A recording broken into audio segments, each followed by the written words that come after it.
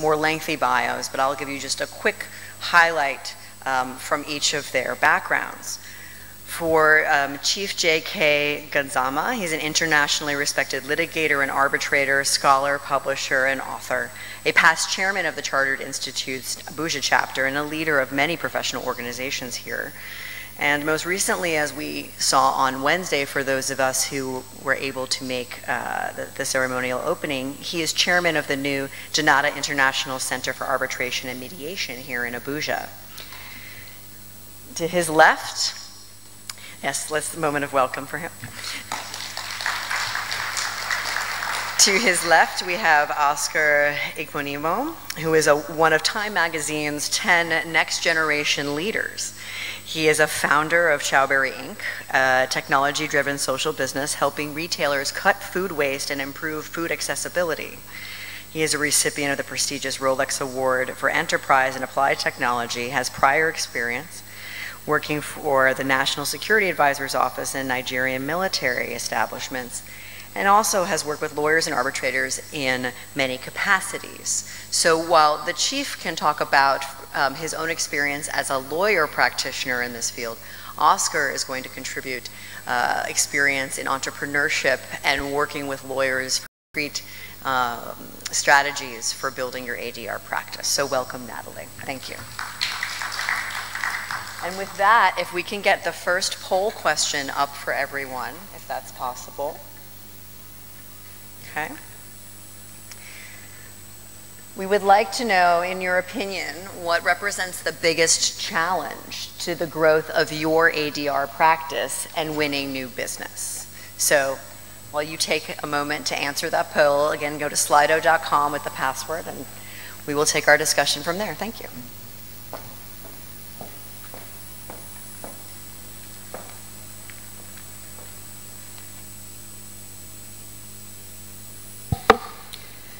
So far I see that the top answer here is lack of a marketing and business development strategy. So you have come to the correct session to learn about this. And I think that makes Natalie the perfect panelist to start off our discussion today. As an initial matter, each of our panelists is going to speak briefly in their particular field of expertise here. And again, then we're going to open it up to questions from you and try and make this as useful as possible to you in your practice. So with that, Natalie, please get us started.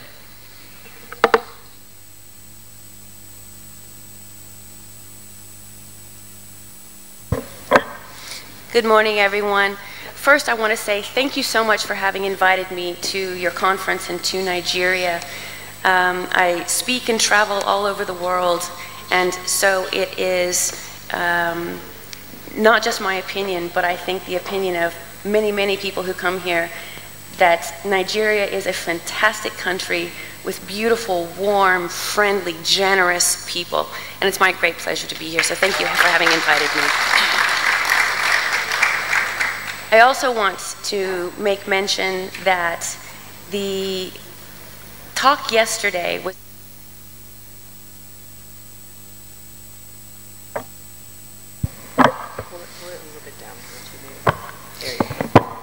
there was a lot of mention about gender diversity in our industry, and I love the fact that when I look out across this room, I see so many female faces. And you should be very proud about this, my Nigerian colleagues. It is a remarkable representation, so well done for you. But let's jump right into marketing. I want to be sure that you get the information that you need and want. There are some primary things that we need to do to build a business in arbitration or mediation, and they are universal truths. The thing that gets us hired is the fact that people know us, they like us, and they feel that they can trust us with their clients or with their business. Obtaining that trust is what our permission-based marketing programming does.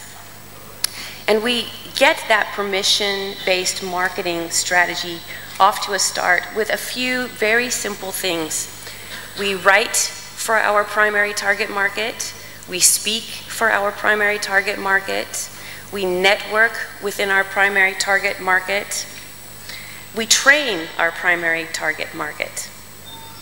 The use of social media is probably number 5, the way that we promote those things that we're doing. But writing, speaking, training, and networking are the ways in which we introduce ourselves to the people who will ultimately hire us.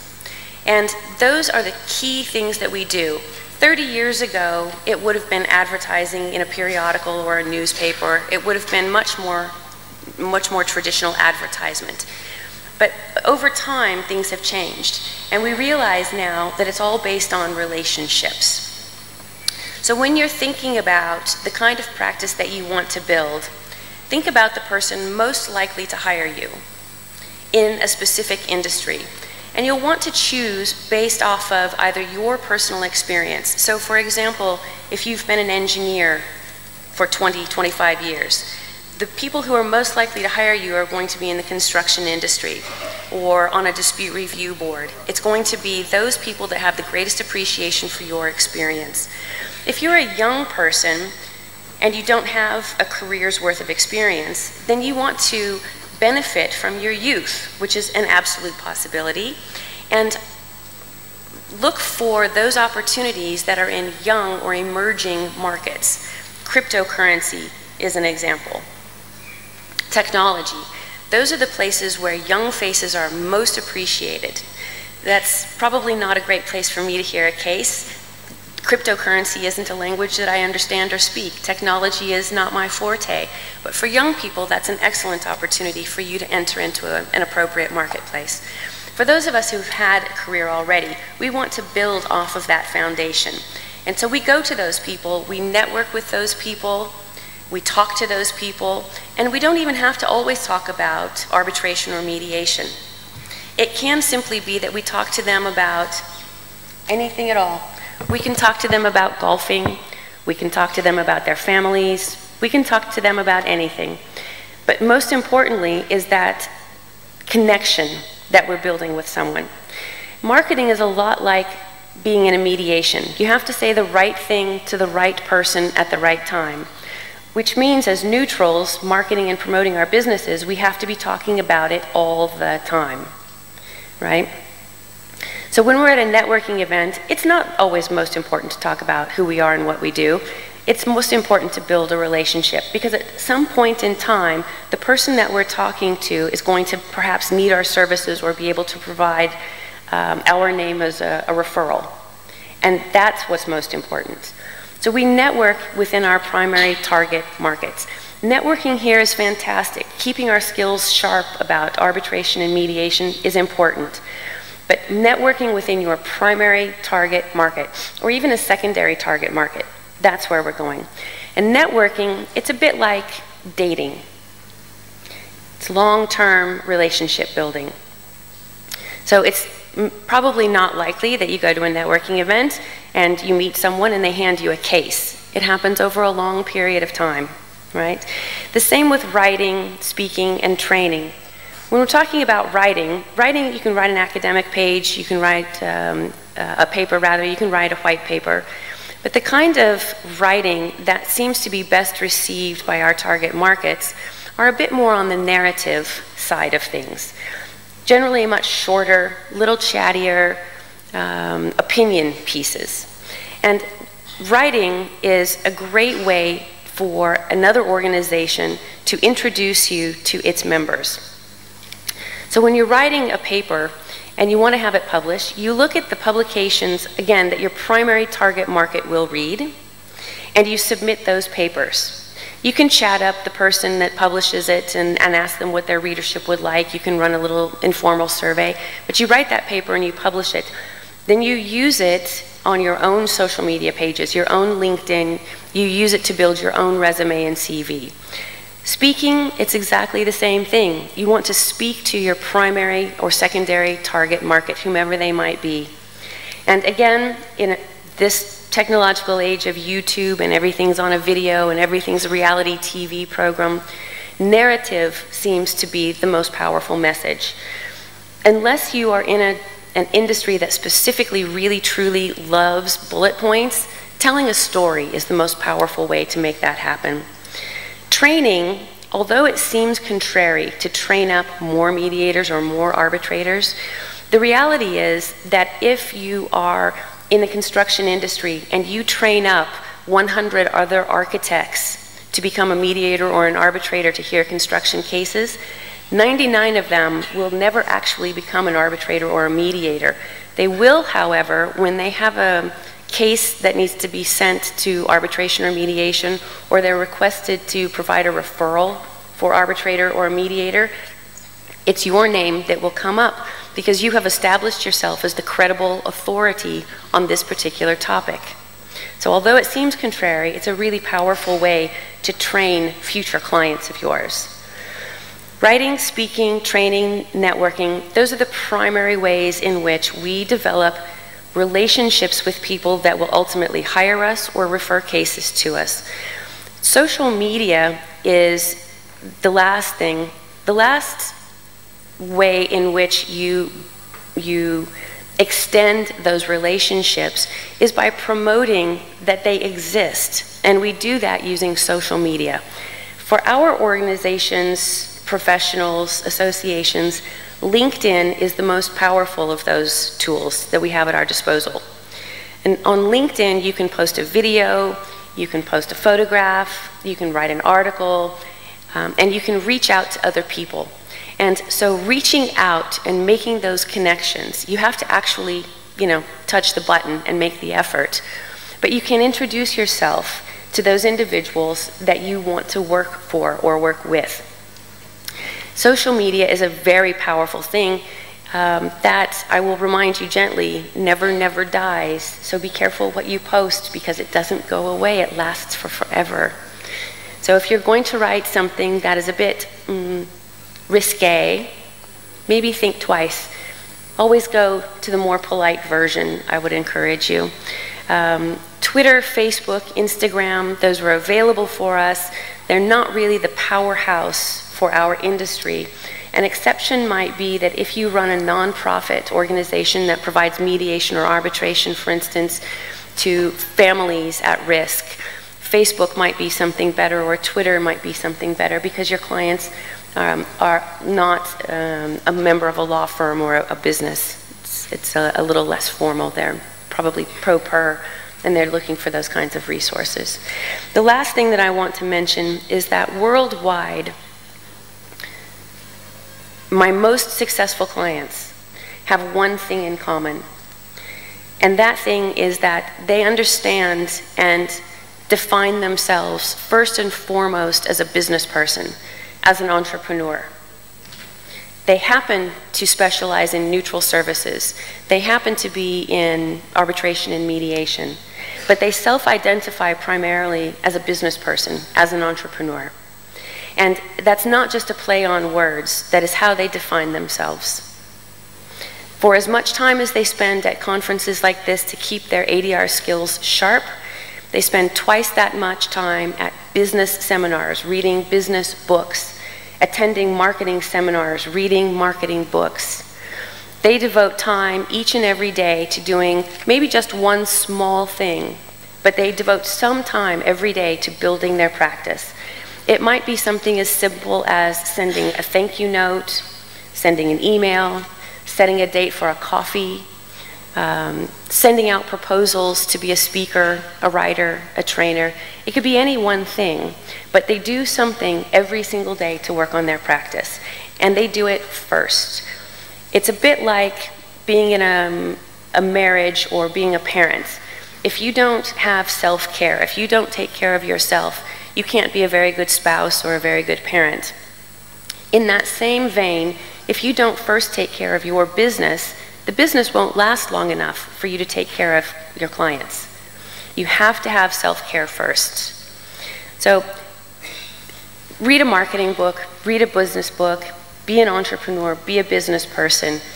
Understand that you cannot replace these kinds of programs for keeping our skills sharp, staying up to date on our industry.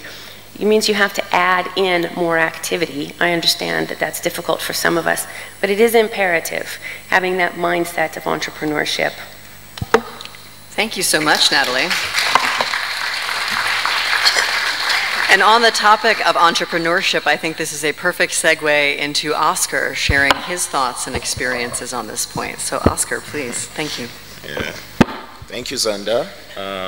It's a great honor to be here in this wonderful conference, speaking to wonderful people like you. I just wanted to share my own personal experience. I'm not a lawyer, obviously, but I have built a business basically from scratch and been able to take it to a point of good impact locally, and also garner good international associations and recognitions with the work that I do. So I would be sharing around taking the skills and going from profession to enterprise and being and working within that entrepreneurial mindset. Like I mentioned earlier on, I started my business, or a social business as they would call it, called CIArb in 2013, and up to the point recently we are working out of MIT and Harvard to bring nutrition to over 10 million people in the developing world, working with the likes of Global Good, Bill and Melinda Gates Foundation, potentially, and other partners all around the world. I also advise global brands like Barilla Group, the pasta company, on sustainability in food systems. So I would be sharing on entrepreneurship. So now on entrepreneurship, I like this definition about entrepreneurship being the pursuit of opportunity without respect to resources available. Just like I started, I didn't have any kind of large inflow or a large sum of money somewhere to start my business, but you pursue the opportunity either ways. And I would spell out 3 key things that is important. Transitioning from a skill-based or profession-based sort of work life into building an enterprise. The first one, this is my own personal experience also, is identifying your... I'll just give a quick background so we can contextualize and make it really realistic what I'm about to share. CIArb is a social enterprise that basically does 2 things. We work with supermarkets, food producers, and aggregate data on products that are about to go out of shelf life, and are uniquely able to connect community-based organizations to redirect it to people that need it the most, food-deprived people basically, and then we were able to build a business model out of that. So when I started out, I needed to identify my core addressable market. I am a software engineer, so who are the people that would most need this service that I was going to provide? Obviously, it was going to be the retailers, it was going to be people in the food industry. And within that food industry, the easiest to access would definitely not be the big brands, but it would be the retailers and supermarkets. So I identified the supermarkets as my initial addressable market, went to them and began doing early research with this addressable market. So it's really important to scope out what your addressable market is, even in an ADR business, where it is most important that people would accept the services that you're offering. And then that also helps you narrow down your focus and tailor your services in a way that is most acceptable and is most valuable to that addressable market. Even within that addressable market, you would find that you can begin to go niche within that addressable market. So the big picture would be food companies or food-based enterprises, but then you would have smaller niches like supermarkets, smaller niches like food companies and suppliers. From a context of an ADR business, you might find niches like mergers and acquisitions and other people within that sector in the corporate entity. So that's the first point. The next point would be actually going out and doing what I call value proposition testing. To simplify that, that's mainly just going out and speaking to people. who are the people that would most value your ADR business from your circle. Talking to them, finding out if this is something they're interested in. Would they rather do the regular litigation, or would they look towards ADR as a better alternative for their work, and sort of build a network from within then. This also helps you adequately design your business model, which is also very important. The third point would be actually going out there and doing it. Sometimes going into entrepreneurship and building an enterprise can be really scary, very risky, but you would never know except you try. And just venturing into the wild and taking the first step, and then it is something that allows you to learn as you go along. Mistakes would be made. I made a lot of mistakes in my journey, but over time you begin to tweak your model to a very valuable standpoint where it becomes a strong enterprise. So those are the three key points that really helped me in my journey. When you test out, you're able to make multiple changes to your business model in the field, working and beginning your ADR practice or any enterprise that you're venturing out to. Now, I wanted to also touch on soft skills. Personal messaging is very important. I was able to create a story and strong narrative around my business, around the fact that I had a strong connection to food and nutrition from my personal background. For an ADR business, I would think the legal profession, the way I understand it, is very, very personalized. People, for example, I would use the analogy of a gynecologist. People may not remember the 5 best skill sets or the 5 best schools a particular gynecologist went to, but if you tell them, hey, I have this friend that couldn't, give birth or something and was able to go to Dr. So-and-so and he did A, B, C, D, and he had twins or they had twins. That's a story people remember. So personal stories are really important, and it's really key to personalize and make your message strong and compelling, and people identify you as an authority figure within your enterprise or within your sector. And then you also have a deeper sense of mission when your personal story is well crafted, beyond just being a professional with degree A or degree B or degree C. So the next point in terms of soft skills would be ingenuity. One of the key things that really helped Childberry to be an internationally recognized organization was how ingenious we were. One of the pioneers, especially within the sub-Saharan Africa region, to connect post-harvest food loss to tackling hunger the way we did. And each time organizations and partners like the people I mentioned are looking for people within this sector working in this space, they say, who is a young pioneer under 35 working in the intersection of food loss and hunger? Childberry usually comes up. Who is in this space that is working around providing food and nutrition as a social enterprise, not just as a non-profit, because we have a business model. I usually come up, my business usually comes up, and that's how we're able to build the strong partnerships that we have. I'm used to doing very short presentations from pitching to investors, so that's the summation I have, and I hope there was some insights there that can be applicable to the ADR practice, seeing that I'm coming from the other side of the aisle. Yes, thank you very much. I think that there are, and I hope that our audience is thinking now about what questions you want to ask in a bit of each of our panelists. So, Chief, you have now heard these 2 discussions. You yourself have a very successful practice in ADR, and I was wondering if you could share with our audience how you entered ADR practice, moving from litigation, what's been your biggest challenge in making that shift, and if there was one piece of advice that you wish you had had when you started out, if you could share that with us now. So, please. Thank you, Zanda. I appreciate the chairman of the Nigerian branch and the chairman and all members of the LOC for this wonderful privilege of making me a part of this discussion from this side, the elevated side of the Rubicon. I think it was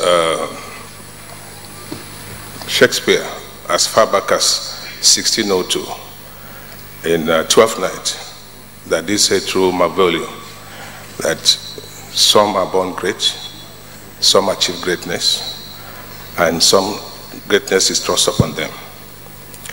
Contextualizing this in terms of arbitration, I wasn't born in the family of arbitrators. I never achieved being an arbitrator myself. It wasn't as a result of conscious effort to become an arbitrator, but it was just thrust upon me. The question is, how did that happen? You can't believe it. We must appreciate the young ones. These young arbitrators, young lawyers, they have vision. As far back as sometime in the late 90s, when I started the Lagos branch of our office, a young man whom for some time I've not been able to trace, but I remember the name, Clement Abubu, I think he's from Aqua Cross area, and was about 10 years my junior at the bar, told me, my master, there's this thing they call arbitration. Why don't you show interest in it? I didn't even know what it meant in the late 90s. I wasn't a senior advocate then, anyway. I became one in 1998. So I began to think about it, looked at the dictionary, asked questions. That was how I kept that word arbitration and possibly mediation in my modular oblongata. And as I moved to Abuja, and later on became the chairman of the Abuja branch of the Nigerian Bar Association, I became serious about it. Why? Simply because I was made a member of the board of the Abuja Multi-Door Courthouse. So it was like on-the-job training. I was coerced into learning about it. I learned about it, registered with the institute, and I think it was Chibayo Ojo, as at that time we became friends. I was going to London, and I asked him to pay for my membership because I did the exam for the associate membership, and I passed. And I became a member. So I grew from grass to where I am today. Now, hitting the nail on the head, the challenge for people like us, comparatively, I would say we belong to the old breed, if I compare myself with the younger ones, 1, 2, 3 years, less than 10, as arbitrators, 10 years as arbitrators. The challenge most of us have is we have conflict in terms of options of what to do, inability to specialize in one area of even arbitration. Here in this part of the divide, this part of this world, you find arbitrators, just like lawyers, doing almost everything that comes their way. We do not specialize. Now, even this morning, I should have been in court. So the challenge we are having is not telling ourselves the truth, not picking something and specializing. You want to be a master of all, and then you want to be jack of all trades, master of none. But some have the ability to manage themselves and get out of any situation. Now, hitting the nail on the head, it's a pity that when the emails were sent, the mandate to be discussed appeared to have changed, because what we have in the program is now, I understand, has been discussed yesterday. So I prepared for it, discussing the policy, the legislative development, and what have you. And that took me to a large extent doing a research on the legal framework in Africa, in different jurisdictions and whatever. But hitting the nail on the head, contributing my own quota on how to grow an ADR practice and market it. I think the starting point is this. It is not difficult to set up an ADR practice. It is not very expensive. You can set it up. Many practitioners in different parts of the world have what is just called virtual office. And they can operate from their houses, smaller offices and what have you. Once you have the requisite knowledge, no matter how little, and belonging to one or two institutions. Now, there is a dichotomy between growing an ADR practice and marketing it. To grow it, I think the first and starting point is having a vision. Because if you fail to plan, you plan to fail. Having a vision of what you want to do, and then acquiring the knowledge, the skills, networking, being present on social media, attending conferences, speaking at conferences. Even if you are not a speaker, you have the opportunity of asking questions. I remember attending a conference somewhere outside this country, and someone from the audience stood up and spoke, to the extent that, to a large extent, became even the keynote speaker, because he did his research. So you don't have to be privileged to be appointed a speaker or a discussant. You can prepare and make your points known, especially nowadays that the social media is the in thing. The younger ones are good at that. In terms of marketing, now the problem, the threat an average lawyer in this part of the world, in contrast, distinction with a lawyer, probably an attorney in the US, is that lawyers are disallowed by the rules of professional conduct to market themselves, particularly when it comes to law issues. But it is still an area to be looked into.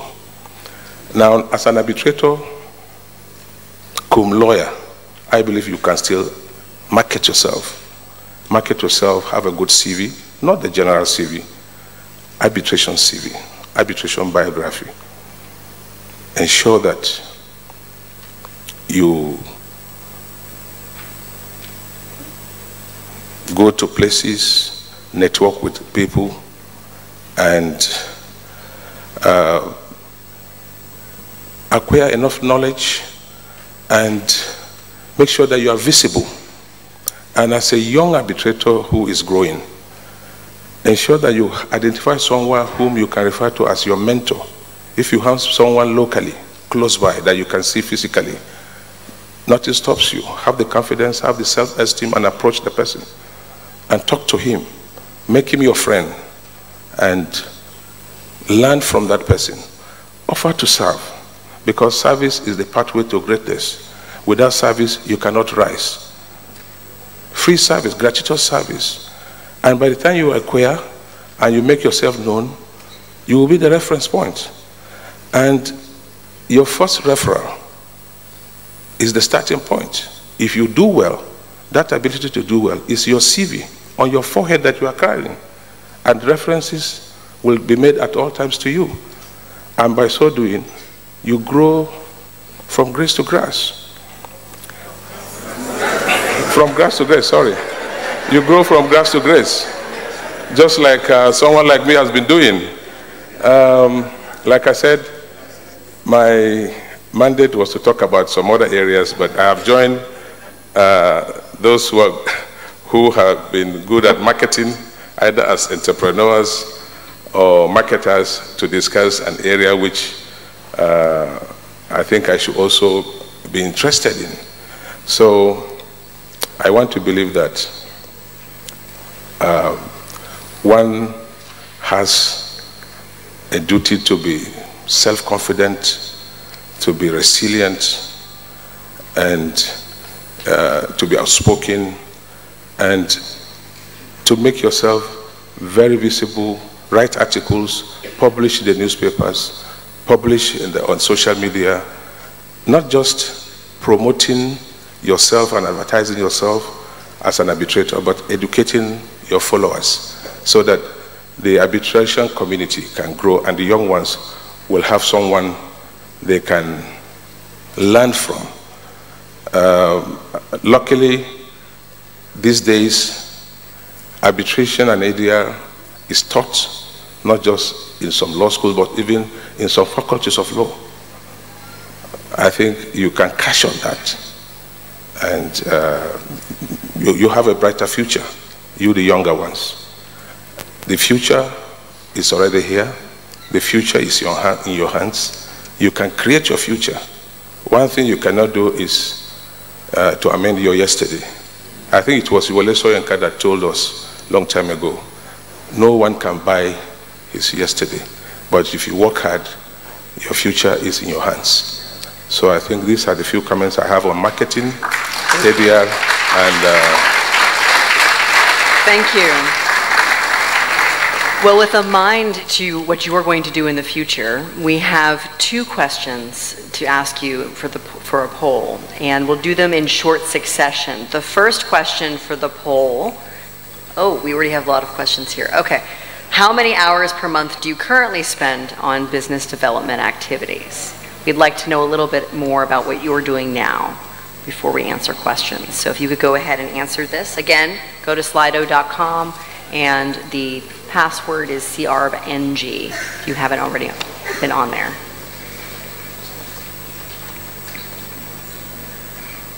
Okay. Well, the 10 to 20 hours slot is growing, but otherwise it seems most of our respondents are in the 1 to 5 hours per month category, which is interesting, with a few outliers in the 20 hours or more grouping. Can we get the next poll question?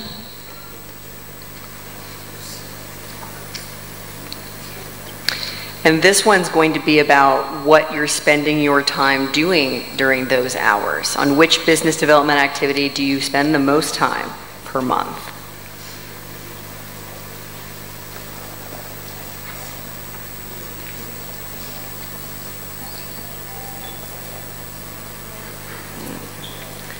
So it seems we have a spread across all of these, with the writing and publishing, networking with fellow attorneys, attending business trainings or doing professional reading, and networking with other business contacts. And I think it's interesting if you see that as the responses come in, how this moves very rapidly, which says to me that each of you is concentrating on a different one of these areas, and we really do have a mix as to what people are concentrating their time on. And so starting with Natalie, when you see this, what are some of your first thoughts on these answers? Well, first, it is so much fun to watch the results come in. I'm really enjoying the technology that this conference has set up for us. It's fascinating to have this kind of interaction. It's my understanding that Nigerians in particular are some of the most highly educated on the continent. So it does not surprise me that the majority result answer here is that you're attending business trainings and doing professional reading. That doesn't surprise me at all. In fact, that's the answer that I would have expected to get from this particular group of professionals. So well done, you. The corresponding question about time, the 1 to 5 hours was the prominent answer there. And 1 to 5 hours per week is fine. It's a little on the light side. Which is interesting. I'm going to interrupt to say that the question was actually worded as per month, not per meeting. Oh, per month. Well, now I'm about to have a heart attack in public. Per month. Let me encourage you to do a bit more. I suppose maybe, you know, in my dream, that's why I was reading it the way I wanted it to read. 1 to 5 hours per week is appropriate. An hour per day is really what we should be dedicating to our practice building efforts. An hour per day. In the same way that we would devote an hour per day to go to the gym and work out on a treadmill or lift weights, or an hour per day to do many things that are super important to us, we need to spend an hour per day building our business. And the hour per day really needs to be on continuing building those relationships in whatever way you're most comfortable doing that. Not everyone is comfortable speaking in public. Not everyone is a great writer. Not everyone is a great networker. Not everyone has all of those skills. So pick the thing that you're comfortable at doing. Now, if I tell you that you really must create these relationships and that speaking is the only way to have it happen, that's going to send a lot of you running for the hills. I understand that. But there are ways that you can communicate with people that are in your comfort zone. So one of the ways you can dedicate a little bit of time every day is maybe go to the opposite end of the spectrum. Maybe you're not comfortable using technology, but in a world filled with technology, getting a handwritten card from you might be the loveliest thing someone experiences in their day. So maybe go the opposite route. Thank you. Now, Oscar, in building a business from scratch, as you noted earlier, I mean, you must have engaged in a number of business development activities on different fronts, between meetings or outreach on through technology and things like this. How do you get it all done in a day? How did you prioritize amongst those things when trying to build your business from the ground up, or any business for that matter? Okay, yeah. From my own personal experience, I concentrated mostly on the value. What value was I bringing to the table? And also fine-tuning that value, making it strong and compelling, and branding that value. Those were the core business development kind of activities that I prioritized. Of course, it was very street level, you know, going on the streets, talking to supermarkets one-on-one. But once I understood the kind of value I was going to present out there, I began, you know, the branding of it, figuring out the pricing of it, but the value proposition was the top priority. That's how I prioritize, because in a broad sense, in a real sense, that's what you have. That's your key strong point that you're taking to the market. So if it's an ADR business in this context, you have to fine-tune it, most importantly, to separate you from the pack. A strong emphasis on that. Thank you.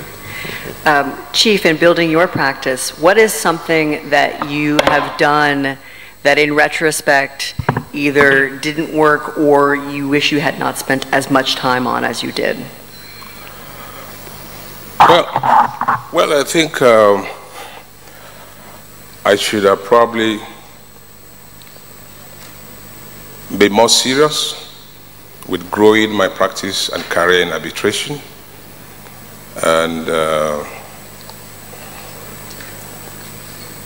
although my primary profession is law practice in terms of litigation and commercial law practice, and probably percentage-wise, maybe 20/80, I can visualize myself now making it 50/50. That is the intention, that is the vision, and that is the hope, that is the prayer. And thereafter, the other way around, reversing it, 80% into arbitration and 20 back to practice. One should have probably specialized in a particular area of arbitration to build confidence among the prospective clients and followers, and to give one an edge, because there is competition. There's competition even locally when it comes to domestic arbitration, let alone international arbitration, because of the tremendous increment in foreign trade when it comes to goods and services and investment generally. There is foreign direct investment into the country now and Africa, and there is now pressure on the arbitration community to ensure a more effective and efficient way of resolving disputes to attract investors. Now, the specialists attract the business. Oftentimes, we were told it would take you about 10 good years to begin to have your first referral. That was about the time it took me. In fact, the first arbitration reference that came to me came through a high court judge, probably because of my influence as a chairman of the branch, not because of my deep knowledge into arbitration. So how many young ones can find themselves in this kind of influential position to have referrals? So specialization is key. One would have specialized much earlier, but I do more of commercial arbitration and less of some other types of arbitration. So this would have been, this has been my regret. I do not believe in reincarnation, but if there is a reincarnation, I think I'll become a specialist at an earlier stage in my life as an arbitrator. But so far, so good, because one has been able to grow up the ladder and to the zenith of one's career as an arbitrator. Great, thank you. So, thank you. If we could bring up some of the questions that we've gotten from the audience and see which one. Okay. So there's very clearly one question that is of greatest interest to folks. What do you think are the particular areas or industries in which we should expect a lot of ADR activity in the next 2 to 5 years? So perhaps put a little bit differently, you know, do you think there are particular growth areas in this industry, as if Chief's saying that people should specialize, perhaps areas that people should think about specializing in? Who would like to take that first? Oscar? I would say new markets. New markets. It's interesting to know that the technology companies of today are bigger than oil companies in terms of valuation, companies like Uber. So that really is where the future is, and you would find that in Nigeria now, typifying it for Nigeria, there is a drive towards technology and new markets mainly, and also this new growth area is where foreign direct investments is also coming into. Then of course, the small businesses are the ones that are going to drive the economy.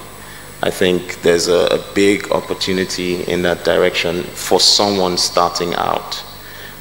Maybe definitely not for Chief, because he would be working all the way at the top, but for a young person going into arbitration, I would think dispute settlements would be strong on those areas. That's what I think. Chief? Coming from me, I think this question is a reminiscence of what we had as the first industrial revolution, which made Great Britain what it is, or what it used to be. The second one, the USA. The third one, China. We've now heard of the fourth industrial revolution around the corner. Now, like Oscar has mentioned, technology. Technology is so critical, and it cuts across all phenomena, all transactions, and because of its impact, movement, business, and activities are easily done. Now, the challenge we are going to face is that there will be volume, there will be high volume of, as a result of much business, tremendous business, into Africa, for example. There will be high volume and request for resolution of commercial disputes by arbitration, by ADR and arbitration, because foreign nationals, institutions, multinational companies, and even local entrepreneurs and businessmen have lost confidence and the traditional and conventional method of resolution of issues through the court system. There are a lot of skepticisms and doubts occasioned by and orchestrated by issues like corruption, long delays, and so many bottlenecks in the system, to the extent that to attract foreign direct investment, which it can impact on the economy, we have to be prepared. Prepared in terms of knowledge acquisition, prepared in terms of skills acquisition by ADR practitioners, prepared in terms of establishing more centers, having integration and cooperation among these centers, getting ready for disputes resolution, because disputes, conflicts are a natural consequence as a result of human intercourse. So I think this is a major concern to all of us. Thank you. Natalie, you work with a lot of lawyers and non-lawyers who are in this field. Are you seeing any trends in their areas of focus or in areas of interest moving forward? The trend that I'm seeing is that, like many, many things in our lives, ADR is becoming much, much more specialized and differentiated. You may go see a general practitioner if you're not feeling well, but he's going to refer you to a cardiologist or an oncologist or someone who specializes in your particular ailment. It's the same in our industry. And the more this technological change allows our world to become smaller, it also encourages all of us to become far more specialized. So the need to differentiate is imperative. The time to have a generalized practice is over. It's past. You have to have a specialty. And whether you're a lawyer or a non-lawyer now is almost a non-issue. One of my most successful clients is a sommelier. And he goes all over the world. He's not an attorney. He goes all over the world resolving cases that have to do with vineyards, vintners, something called vine rustling, which I didn't even know was a thing. It's where someone sneaks onto somebody else's property and clips a bit of their wine vine and grafts it onto a different plant. I didn't know that was a thing. He handles bottling issues, distribution issues, labeling issues, but his whole life is built around wine and all of the issues and conflicts that come from that industry. He charges a tremendous amount of money for his time, by the way. So that's a non-lawyer. Lawyers seem now, in my opinion, to be struggling a bit to catch up with the non-lawyers if they haven't had a specific practice. So if you've had a general litigation practice, you need to catch up a bit now with the non-lawyers in the room, because the non-lawyers generally have had the great gift of having some very specific experience. Architecture, engineering, a sommelier, art historian, whatever it might be. And so finding something that you can use as a foundation to launch technology, cryptocurrency, anything at all, is absolutely imperative at this moment in time. So lawyer versus non-lawyer, not at all the issue. Specialization and differentiation is the issue. So there was a question that I saw raised as now the number 2 question, and it's framed as coming from a young lawyer, but I think it can come from lawyer, non-lawyer in this area, and it's the, oh, here we go. What is the most, oh, it's now shifted. Oh, what is the most important thing? Oh, questions keep moving.